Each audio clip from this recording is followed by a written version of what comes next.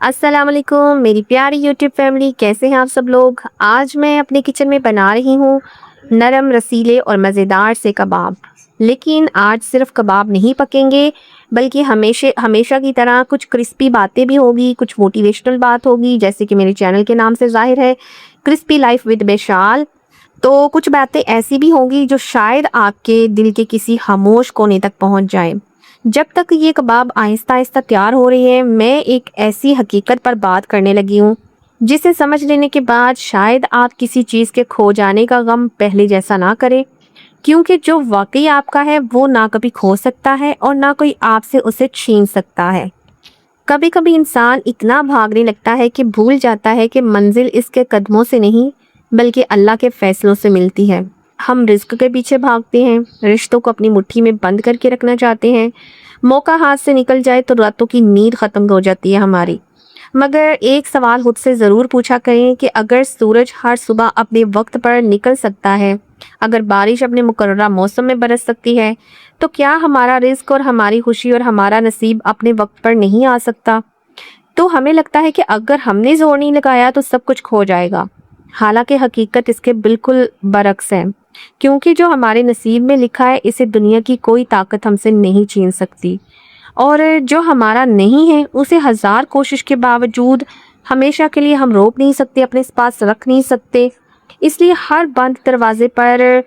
نہیں رونا چاہیے، یعنی کہ ہر بند، اگر کوئی دروازہ بند ہو گیا ہے تو وہ ایک آزمائش ہو سکتی ہے آپ کی اللہ تعالیٰ کی طرف سے،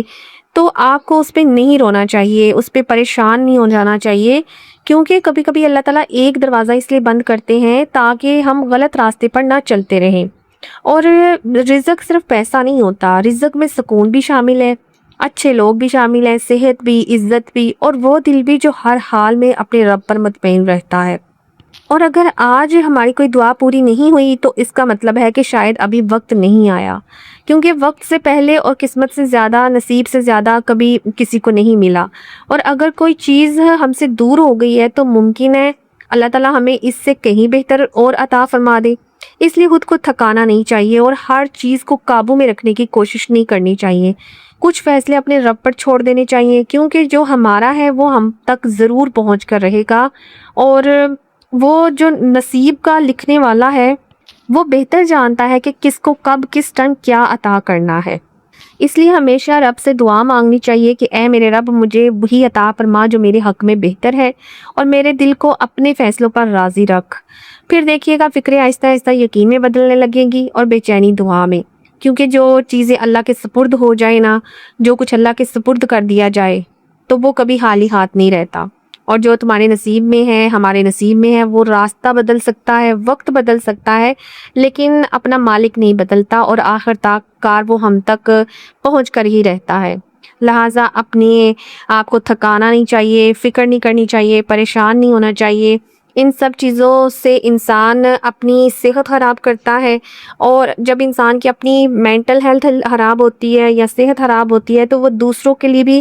کبھی کہیں نہ کہیں بوجھ بن رہا ہوتا ہے۔ تو ہمیں چاہیے کہ ہم خود پر بھی ورک کریں، اور ہمارے ارد گرد کا ماحول جو ہے، ہمارے ارد گرد جو لوگ ایسے مایوس ہیں ان کو بھی تھوڑا سا موٹیویٹ کرنے کی کوشش کریں۔ تو لیجیے، ہمارے ایسی ہی باتوں میں ماشاءاللہ سے کباب اتنے مزے کے ریڈی ہو گئے ہیں، اور اگر آپ کو میری باتیں اور میری ریسیپی اچھی لگی تو پھر آپ مجھے ضرور سبسکرائب کیجیے گا، اور میرے چینل کو کرسپی لائف وتھ مشال کو ضرور سبسکرائب کیجیے گا۔ خدا حافظ۔